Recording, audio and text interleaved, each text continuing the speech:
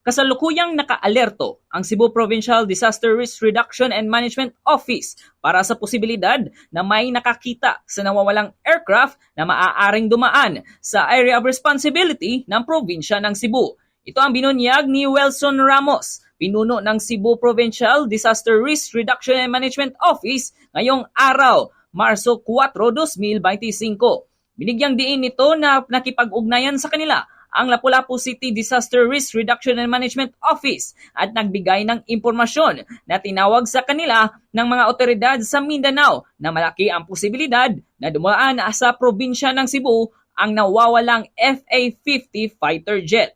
Dahil dito, inalerto niya ang lahat ng mga tauhan ng DRRMO sa buong lalawigan ng Cebu, kasabay ng pabala na kung may natatanggap ng mga ulat ng sightings sa nawawalang aircraft, maaari silang agad na mag-report sa kanilang tanggapan upang mabigyan ng kaukulang aksyon. Nauna rito, naglunsad ang Philippine Air Force ng malawakang search operations matapos nawala ang isa FA-50 fighter jet sa isang tactical night operations noong Martes ng umaga, Marso 4. Ayon sa naulang ulat, nawalan ng komunikasyon ang sasakyang panghimpapawid sa paglipad ito ilang minuto bago makarating sa target na lugar. Sa kabila ng paulit-ulit na pagtatangka ng ibang sasakyang panghipapawid na muling makipag-ugnayan, walang natanggap na tugon ang naturang aircraft.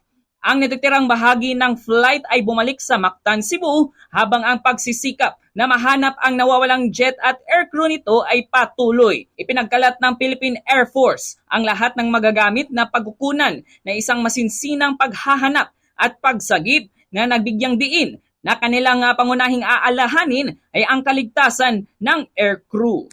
As per requested by yung ginawa ng aming head, Mr. Sanchez, na tinawagan namin lahat yung mga DRR sa probinsya sa Cebu, sa probinsya sa Cebu na through our Liga chat group na magtulungan na gumawa ng search and rescue kung maaaring may makita silang sa kanilang area of responsibility na nag-crash mga aeroplano galing sa Air Force.